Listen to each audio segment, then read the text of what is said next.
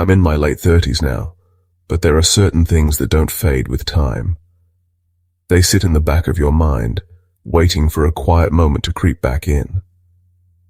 I've had a few experiences in my life that I can't explain, things I've tried to rationalize away, but this one has stuck with me the longest. Growing up, my family moved constantly. My parents were both in the military, which meant new houses, new towns, new countries. By the time I was 15, we were living in an old, weather-beaten house in a rural part of Portugal. It was the kind of place where history seeps into the walls, where shadows always seem to be lurking just out of sight. That house had a presence. I could feel it, thick and cloying, especially at night. And whatever lived in my closet, it wasn't friendly. At first, I wrote it off as an overactive imagination, a trick of the mind. A creak here, a whisper there, things you could brush off if you tried hard enough. But it became harder to ignore when I started waking up to the sound of slow, deliberate breathing coming from inside the closet. The kind of breath that's meant to be heard. When we finally moved back to the US, I convinced myself it had all been in my head. I locked those memories away, buried them deep. That worked for about 8 years. By then I had landed a job as a state park ranger. It was a good gig, quiet, peaceful, until I got transferred to a different park. The moment I told my coworkers where I was headed, I was met with wary looks and forced chuckles. "Oh, you're going to the cult park?" one of them said. "Hope you like ghosts." I laughed it off, but the name stuck with me. The park was home to an old settlement, a place where a reclusive religious sect had once lived. At its peak, there had been over 100 buildings, but now only 13 remained. My first day on the job, a volunteer gave me a tour of the historic site. I was fascinated by the history, eager to learn, completely oblivious to the creeping dread that was waiting just ahead. The old bakery was the first place where things felt off. The main level was open to the public, a preserved time capsule of the past. But there was a staircase in the back, one only park employees could access. I followed the volunteer up, but halfway to the second floor, I stopped cold. It hit me like a gut punch, the same sickening, oppressive feeling I had known in Portugal. "Do I have to go up there?" I asked. The volunteer gave me a look of pure exasperation. "Oh, you're one of those." "One of what?" I asked. "People who think this place is haunted." I wanted to argue, but I wasn't even sure what I believed myself. We moved on, touring the remaining buildings.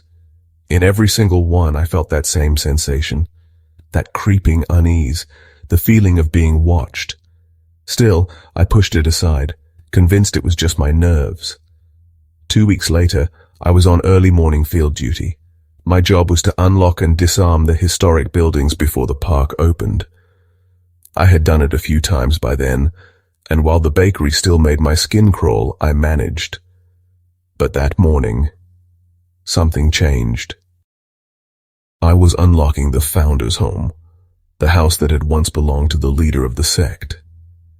Inside, 2 old staircases curled up toward the second floor, like skeletal arms stretching toward something unseen.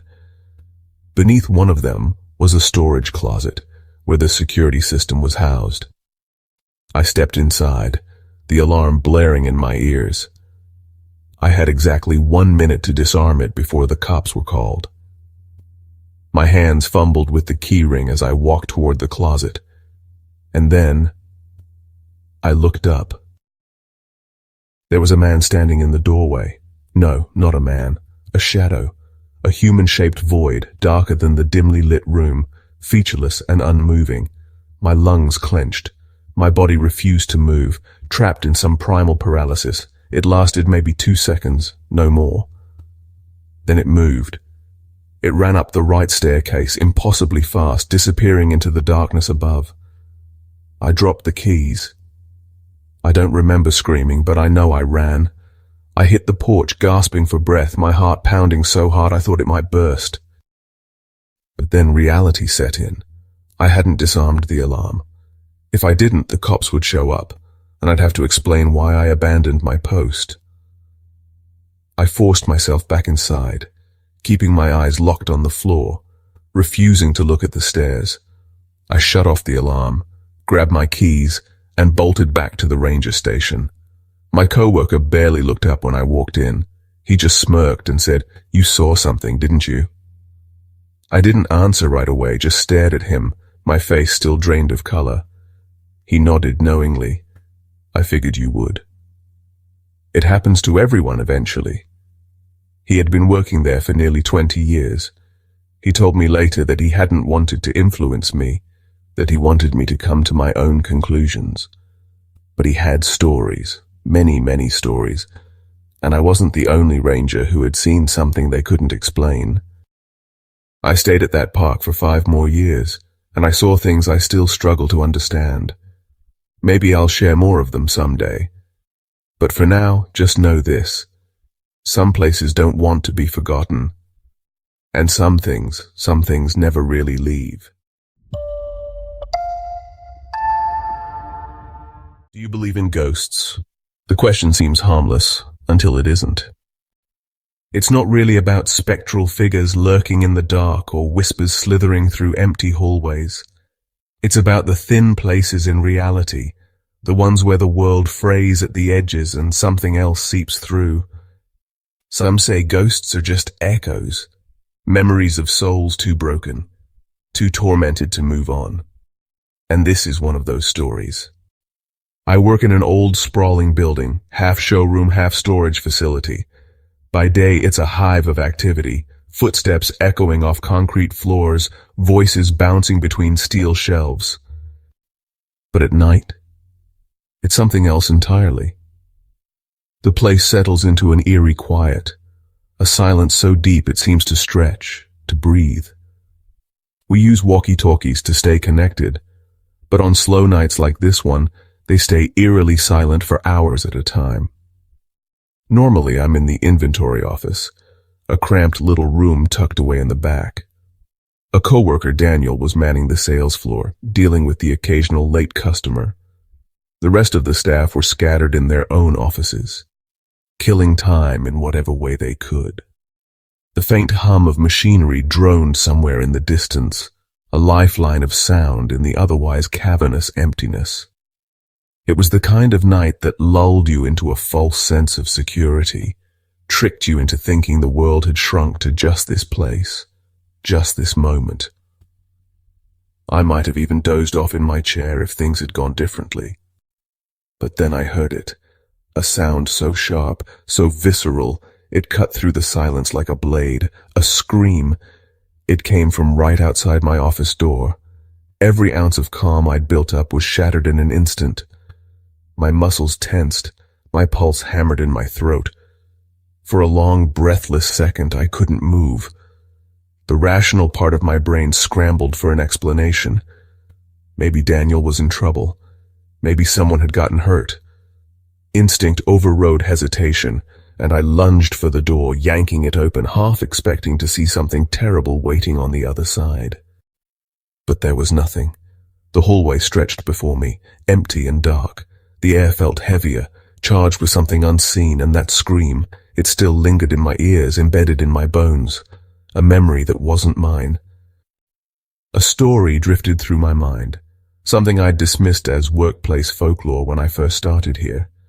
My co-workers had warned me about the building, about the woman, a voice in the dark, a cry for help. Some said she'd worked here years ago, others claimed she was a customer who never made it out. No one knew for sure. I had laughed it off back then. Now I wasn't so sure.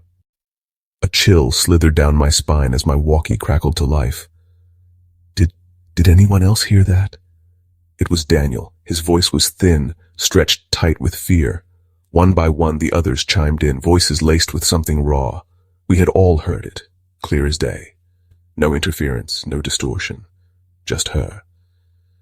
Then someone whispered what we were all thinking. The walkies. They weren't on. The room around me seemed to shrink. I stared at the black, lifeless radio in my hand. The button hadn't been pressed. The channel hadn't been active. And yet, we had all heard her, as if she had spoken directly into our ears. That scream wasn't just a sound. It was a plea, a fragment of something broken, still lingering, still waiting. Whatever happened to her, she was still here, trapped, reliving it over and over again. And now so were we.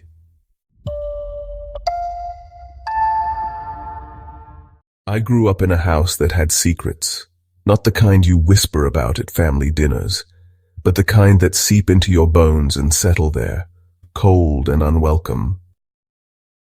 My parents bought the place for next to nothing, a grand old Victorian in a dying Midwestern town. It had once been a boarding house, then a private residence, then abandoned for decades. The owner seemed almost desperate to get rid of it. That should have been a clue. Strange things happened almost immediately. Shadows slithered just beyond my vision, footsteps echoed down empty hallways, and the sensation of being watched became as normal as breathing.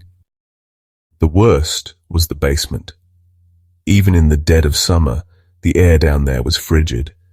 It had a room at the back, a narrow space with walls of rotting wood that made my stomach twist every time I looked at it. I left home in my 20s, escaping to the West Coast, pretending none of it had been real. Then, on a visit home, my younger sister hit me with a revelation. We met a ghost. I laughed, but the look on her face silenced me. No, really, his name is Eli. My mother nodded, and my father, usually skeptical of anything supernatural, remained quiet. It started with the radio. My sister had been alone in her room when it started flickering between stations. On a whim, she'd asked, "Are you a ghost?" If yes, turn it off. The radio clicked off. She waited, then whispered, "Turn it back on if you're still here." A second later, music filled the room. They developed a system. Volume up meant yes, volume down meant no. They even devised a crude alphabet. 1 click for A, 2 for B, 3 for C. That's how they learned his name, Eli. He was 5 years old when he died, back in 1908. His mother had been kind, but his father had been something else. "Did you love your dad?" my sister asked once. The volume dropped to 0. The radio turned off entirely. He refused to speak of his father after that. And according to my sister, the more malevolent things in the house, the cold spots, the whispers, the feeling of someone breathing down your neck, those belonged to him. When I came home, I wanted to experience it for myself. But Eli wanted nothing to do with me. The moment I stepped into the room, the radio would cut off. My sister would call me back, and it would turn on, only to shut down again as soon as I returned. Then I remembered something. Years before, I had been lying in bed when I felt something, fingers small and cold, ruffle my hair. I'd panicked, bolting upright and shouting, "You don't know who I am or what I can do. If you try that again, you'll regret it." A moment later, my desk exploded. Picture frames, books, anything that could move came crashing to the floor. I spent the night at a friend's house. Now, standing in my childhood bedroom, I spoke into the silence. "Eli, if that was you back then, I'm sorry. I shouldn't have yelled. I was scared. I didn't mean to be cruel." The radio clicked on. I took a shaky breath. "Are you Eli?" The volume went up. "Did I scare you that night?" Again the volume rose, then lowered. "Can we be friends?" The dial turned up again. From then on, he interacted with all of us. He played little tricks, ringing the doorbell, rolling crayons across the table, flickering lights. We started testing him. Once, a family friend on the West Coast laid a newspaper on their kitchen table and asked Eli to check the date. Back home, the radio turned off. A long pause. Then suddenly, the dial moved to 23. "So close," our friend said over the phone. "The paper's for the 24th. The radio refused to budge. 23, 23, 23. Then the friend hesitated. Wait. Oh, my mistake. It is the 23rd. Eli had been right. There were limits, though. He wouldn't answer questions about God. His answers sometimes contradicted each other. Once he told my sister he needed sleep. Another time he insisted he didn't. But one thing remained consistent. He knew when he would leave. Through his crude radio system, he told my sister he'd be here until her 29th birthday. Then his family would move on. And he did. Just like that, he was gone. In his final months, he had started manipulating more than just the radio. He sent text messages. My mother once received one that simply said, "I see you." I texted back, "Where are you?" "Home," she answered. But she hadn't sent the message. Another time, my sister got a call from a number that simply read Mr. President. When she answered, there was nothing but static.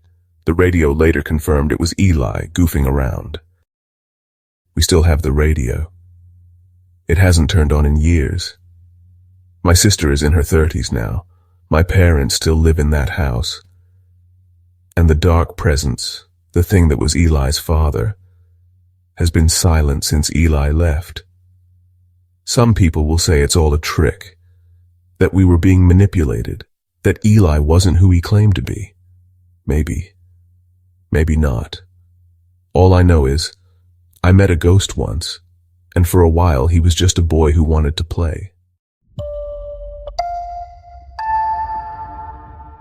I was 6 years old when it happened, and to this day, I still don't know what I saw, or what saw me.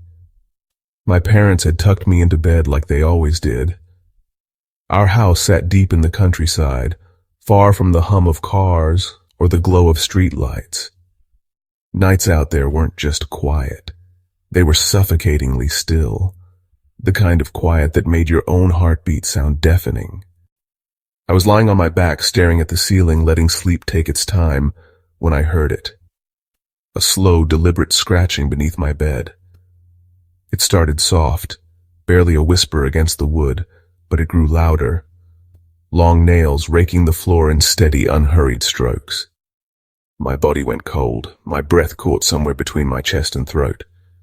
That's what I remember the most. That drop in my stomach, that deep, primal paralysis that kept me from even twitching a finger. I wanted to scream for my parents, but something in me refused, like my mind knew something I hadn't yet figured out.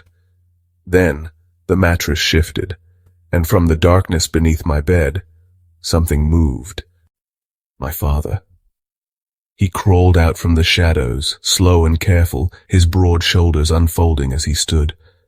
The dim light from the hallway caught his face, his familiar, weary expression. He looked down at me and said in his normal, measured voice, "You forgot to say your prayers." Then he turned and walked out of the room. I stayed frozen in place, waiting for something, anything, to make sense. Eventually, exhaustion won, and I must have drifted into unconsciousness. But the next morning, reality hit me like a punch to the gut. Over breakfast, I asked my dad why he'd been under my bed. He just frowned. "What are you talking about?" I asked again and again. Over the years, I brought it up countless times, but he never wavered. He swore he had never done anything like that. And the more I thought about it, the more I realized something else. My dad kept his nails short, always had. There was no way he could have made that deep, deliberate scratching sound. And he'd been gone from my room for a good 10 minutes before I heard it. Could he have stayed behind? Maybe. But our old bed frame was too low. There's no way a grown man could have hidden under there without me seeing him crawl in. And my dad loved a good scare. If this had been a prank, he would have owned up to it. He would have laughed about it for years, but he never did. So what was it? Sleep paralysis, maybe. A vivid childhood nightmare, could be. But I only ever experienced it that one time, and the feeling never faded. It wasn't just a bad dream. I know what I heard, I know what I saw, and I know that whatever it was, It wore my father's face.